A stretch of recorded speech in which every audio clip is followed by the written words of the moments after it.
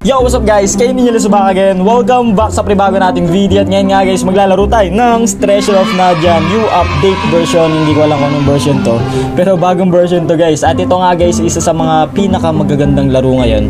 At isa sa pinakamabilis na mag-update na game. Mas mabilis pa siya dun sa Summertime Saga. Putik na yung Summertime Saga na yun. Napakatagal mag-update. Halos 3 months. Minsan sinasabi tuloy ng iba na parang pinipirahan na lang yung mga ano dun, mga nagpi-pledge dun sa Patreon ng Summertime Saga kasi napakatagal talaga ng update ng Summertime Saga. Buti pa dito, umabot lang ng 2 weeks, basta week lang siya, minsan month lang, ganun. Kaya mas maganda dito talaga sa Treasure of Nadia. Kaya larin na natin to, link in the description kung gusto nyo larin. Alam ko naman gusto nyo larin guys, ito na, start na tayo dito kagad guys. At sorry nga pala guys kung ilang ulit ako nakapag-post paglipas ng 2 weeks, binagyo kasi tayo nung mga nakaraang araw. So punta na tayo sa Soul Crystal guys. So punta natin yung Kid on Loose. So punta na tayo. Kailangan natin kunin daw yung Kid on Loose ng putik. Kailangan natin puntahan yung nagnakaw ng ng pera din sa Squall Mart. So punta natin dito sa parlor. Nandito lang yun guys. Ayan Di ko pa masyado kabisado yung quest, pero dito banda parang alam ko konti dito eh.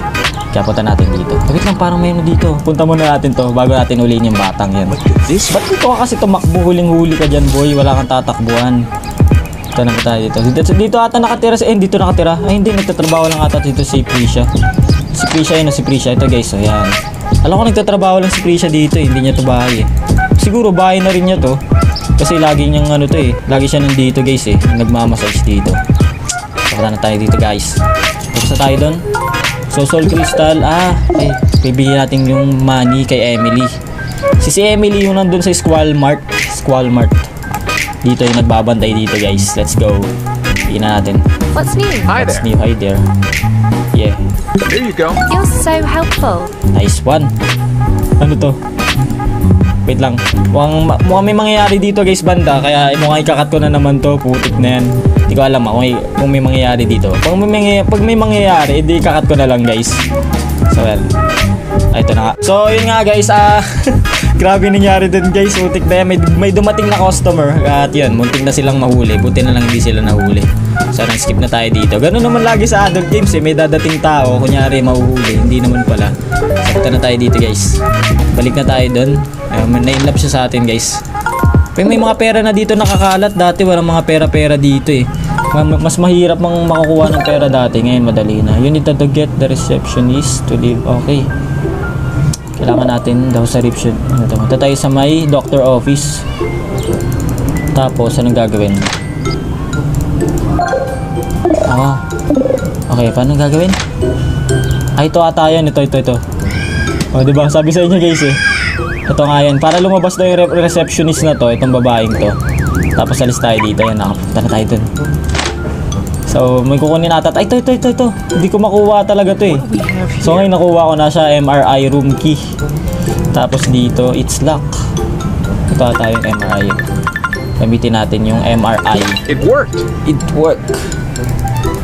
Let's go. Chest key.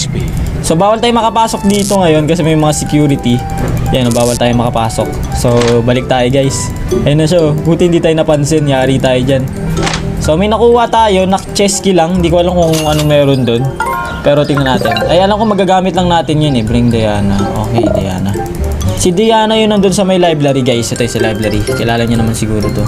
Sa mga naglalaro ng Treasure of Nadia. Sa mga bago pa lang, laruin nyo na guys. Nandyan yung link sa description. Kaya ayun, maganda rin tong larong to. Realistic graphic game to, grabe. Maganda tong game na to. Lang. Ano may pinindot? What's new? Hello there. Show Diana Let something. me see what you found. Ano ba yung bibigay natin? Saan yun? Wait lang, saan yun? Ito ba yun? Wait lang. Hindi ko alam.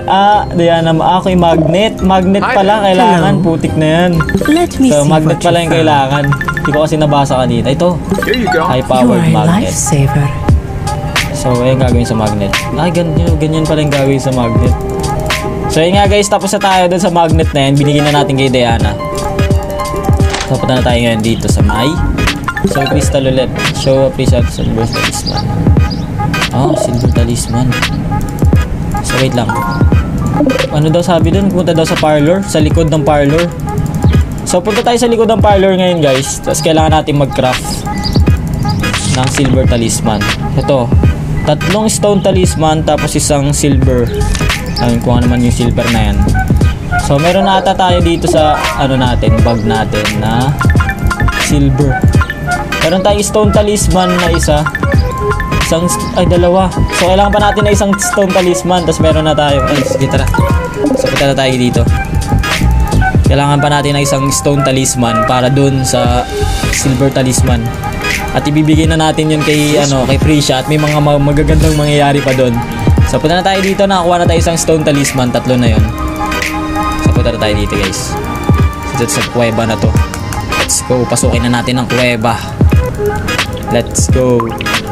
Magka-craft tayo dito guys. Crafting. Parang Minecraft din tong kupal na to eh. So ito na tayo, wait lang. Ito. The silver. It worked. Nice one. Meron na tayong silver talisman guys. So ito, ibibigay na natin to kay Prisha. Kailangan daw niya ng mga talisman na yan eh. Mukhang pera rin to siya Pinaghirapan nating makuha, ibibigay lang natin doon para sa mga, alam mo, maganda rin naman kasi mangyayari pagka binigay mo. What do we have? Kaya yan, pwede na rin. Stone talisman. Balik tayo kay Prisha. Let's go. Balik tayo kay Prisha. Ito na guys. Bigyan na natin yung stone talisman kay Prisha. Okay na? Nangyari? Stone talisman kasi nabigay ko pala. Kala ko silver talisman yun. Ito.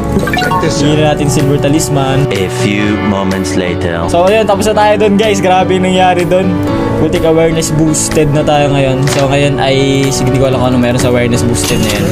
So binigay ko lang yung silver talisman kay at may nangyaring masama dun. Ay, hindi naman masama yan. Basta maganda yung mangyayari dun. Kung gusto nyo makita yung laro nyo na lang guys, bawal ko kasi papakita sa YouTube yun eh. Ito putik, 3 agad nakita ko. Nice one. Dahil sa awareness boosted na to. Puro stone talisman naman ito makikita ko dito. Pero yun nga guys, agad dito na tayo guys. Maraming salamat sa mga nanonood dyan. Huwag nyo kalimutang mag-subscribe at mag-comment at i-like tong video. Kung bago ka pa lang sa akin channel, welcome sa Night Squad. So yun nga guys, next time ulit. Bye bye guys. Woo! Peace.